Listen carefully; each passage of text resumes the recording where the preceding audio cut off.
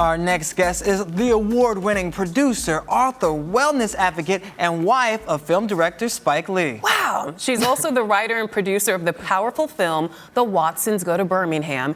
Here to discuss her latest project is Tonya Lewis Lee. Tonya, welcome to the show. Welcome. So good to see Thank you. you. So good to see you. You look amazing. Yes, Thank you. I'm trying to keep up with you, Lola. Uh-oh, watch out now. I'm trying to keep up with you. So we've got to get to this beautiful wall displaying your so movie back excited to here. see that. The Watsons Go to Birmingham. Now, it's an adaptation of Christopher Paul Curtis's book of the same title. And if people haven't had the opportunity to read the award-winning book, give us the plot of the story. It's about a family from Flint, Michigan that traveled down to Birmingham, Alabama in the summer of 1963, and they stumble into this pivotal time of the civil rights movement. They're African American, but the family's really fun and quirky. The oldest boy is kind of giving his parents a hard way to go, the way teenagers do.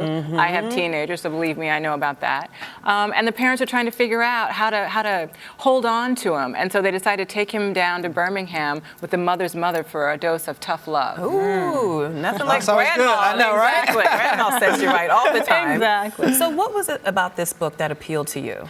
Well, you know, it was really the family dynamic. You know, when my children were young, I was always looking for stories that they could relate to, that we could relate to. We read the book out loud. We laughed. We had a great time. And then we were able to have a real conversation about our American history. I thought it would be great to bring to screen, bring this lovely family to life, to sort of give people a fun family ride and also a little dose of a history lesson. A little bit. Yes, just a little bit. Yeah. You know, I was actually at the screening last night, and I thought the movie was very well done. I mean, the audience was laughing, crying, applauding at the end. How validating does that feel to have so many people love your work?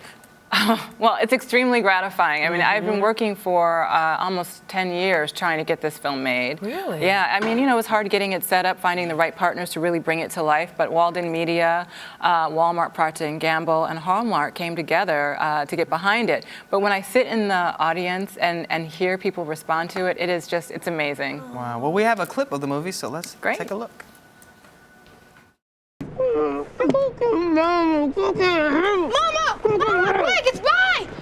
Kenneth Bernard Watson, what is all that yelling about? I don't know what is going on. Come on! You froze up! Oh, my word. It's okay, sweetheart. How did this happen? Why you asking how it happened, can't you tell?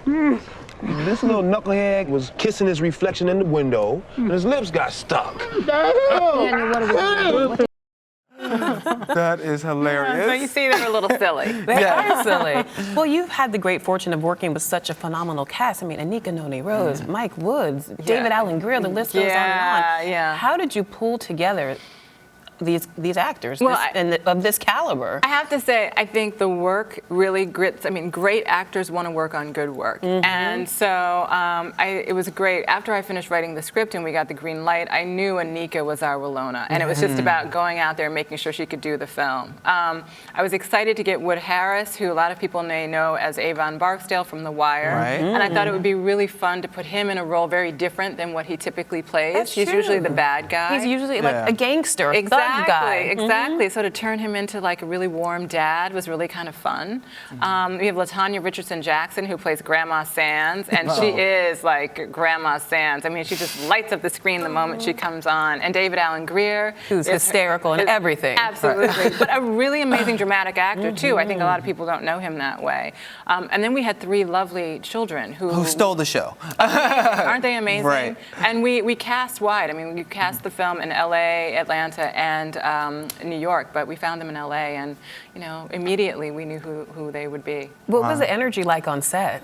I have to tell you, we had an amazing cast, as you know, and an amazing crew. We were diverse in age, gender, race, religion, and all of us came together to work on something that we felt was really special. So everyone gave 150%. It was really, truly one of the most rewarding experiences I've ever had. What about some of the more emotional scenes, like the bombings of some of the churches, and when, you know, the little girls that died in the bombings. How was the emotion? Don't ruin it. Okay, everybody knows that. It's history. I know, It's history. I know. But I think that's why, though. I think that's why our cast and crew really, we understood we had to honor these people. You know, they lost their lives to make America better for all of us, and not just America. I mean, I know Nelson Mandela had said that, if he realized that if Birmingham could change, then South Africa could change as well. They were watching what was going on here in the civil rights movement. So these people really gave their lives for all of our freedom, and so we knew we had to honor them while we were making this film. So yeah, and there were some tough emotional moments on the film. Well, I think you, and as well as director Kenny Leon, did a great job portraying that. Now, Kenny Leon's known for some of his Tony-nominated work on Broadway mainly, such as Raisin in the Sun, Fences, The Mountaintop. So what was it like working with him on a film? Kenny was really great to work with. He is, he's a very thoughtful, caring person and a real actor's director. I mean, and to watch him work with those young people, we shot this film in 19 days. 19 days. With underage actors, which meant that we had a limited amount of time. That's right, because they can only work a certain number of hours a day. Exactly. And so we had to move very quickly. And he was so good with those kids. And the kids, too. I mean, they wanted to learn from Kenny, given his, history and who he is and his, so it was great. It was really good. Wow, 19 days. My goodness, that's guerrilla style shooting. Did you sleep? Yeah, barely. It felt like You barely. can't. But it was, I'm telling you, we moved fast and somehow, the universe really was with us, I mean, and we shot it in Atlanta, but we were able to make it look like Flint in some places and like in Birmingham and others. So it was, it worked out. Why was it important for you to tell this story? Well, on the one hand, again, I just love telling good stories. I love to write. I've done children's books and an adult novel. I love telling good stories. And this story was important to me first and foremost because I wanted to get across this wonderful, warm family dynamic. I felt like people could relate and identify with this family.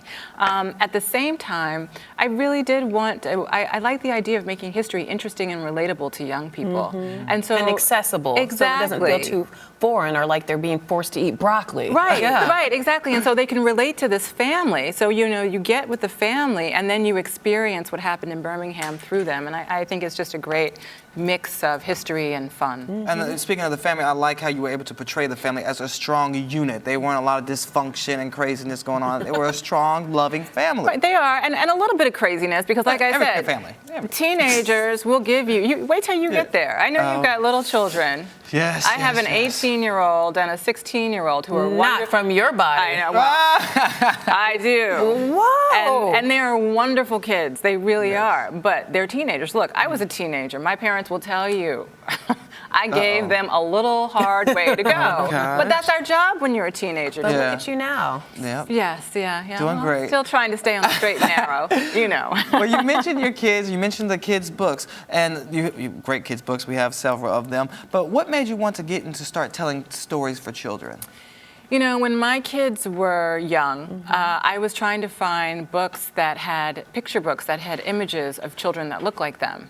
And I just found that there weren't enough out there. So I decided we should write a children's book for our children and for all children, and not just children of color, because I think it's really important that black children see themselves in books and on TV and in movies, but I think white children as well need to see that black kids and families are normal just like everybody else, and so that I did it because I wanted to impact my children and children, in general. Okay, so as if you don't have enough on your plate, Yeah. you run a health and wellness website also? Now it's called, what is it called? HealthyYouNow.com. HealthyYouNow.com. My goodness. Yeah. First of all, how do you find the time to do what's featured on the site? Well, so the site is really about health and wellness for women. I started that because I was a spokesperson for a Healthy Baby Begins With You campaign, which is an infant mortality awareness raising campaign here in the United States, because our infant mortality rates are not that great, especially in the African American community. Really? In a first world country? Yeah, well, we rank 40th in the world of industrialized nations when it comes to infant mortality. So we are not doing well at all. And infant mortality vitality really marks the health of a nation or of a community. So that's telling you that our community is really not that healthy. And when you look at how Black women are doing in terms of their health, we are at the top of every bad list. And so I really I was finding really great resources and information out there. And I wanted to bring this information to the public. And so we created Healthy You Now so that we could have experts on there. We wanted to be a community for women. It's hard, we all are going through a health journey. We have good days, we have bad days. And, we wanted to create a community that supported women as they're going through their health journey. That's great that you guys are doing that and providing that work with everybody. Now, I have to ask you about your husband, too. Yes, Everybody knows yes. you're married to the director, Spike Lee, the one and only. Now, I know you've worked on some docuseries before. You've worked on some books together. But how is that, relationship when you're working together? Because you live together, you work together. Is it too close all at one time or what? What's that like? Yeah. Well, Do tell. Yes. Well, years ago, I produced a mini-series called Miracles Boys. We did 6 episodes, and Spike directed 2 of them. And that was a long time ago. It's funny because it's like, how did that go? Well, it went okay. I mean, we're okay, but we haven't done it again since then. Would you do it again? Well, I got the greatest compliment I could have gotten from Spike when he saw the film, because he had not seen any iteration of the film until it was completely done. When he looked at it, he goes, "Oh, we got to work on something together. You write it, I'll direct it." Now you're talking. That's amazing. Keep it in the family. Why not? Why not? So maybe one day, when we get some time, we'll do something. So he gave you no notes, no feedback, nothing. He did read the script, and he did give me a few very gentle notes. But then after that, no, not much at all. Okay, That's impressive. Yeah, that's a definitely good thumbs up. Yeah. So then what's next for you? Because I hear that you're working on another project, and it's going to be starring Meryl Streep. Yeah, we're very That's exciting. excited. That's a huge deal. Yeah, my production company, Tonic Productions, we are producing a film called The Giver, based on the young adult novel The Giver by Lois Lowry. And we start principal photography October 7th in Cape Town, South Africa. Wow. And it stars Meryl Streep and Jeff Bridges. And Jeff Bridges? yes, and we have some exciting other news coming up about our cast. It's going to be a Tell us big, now. I can't Yeah, tell, just give I us a can't little tell hint. yet. Give us a little hint. It's exciting and fun. Come on. Oh, Whisper it. I want to The mics aren't on. Okay, so let us know when and where can we see the Watsons Go to Birmingham? The Watsons Go to Birmingham will be on the Hallmark Channel tomorrow night at 8 p.m. And then it will be available on DVD September 24th at Walmart. Okay, so Friday, 8 p.m., the Hallmark Channel. Yes. Check it out, and then get the DVD after that. Absolutely. It's one for the records for the whole family. Yeah, great sure. Christmas present. Ah, there you go. And I have to say, Walden Media created a resource guide, an educational guide for educators. so and it they can be taught in schools. Absolutely. So they Wow, can go to that's great. walden.com, download that for free, and use it in their classroom. Oh, We like free. you got the whole package. Exactly. You got it. All right, Tonya, thank you so much, and good luck with the movie. Thank you both. You were great. Thank you. You're watching Arise Entertainment 360.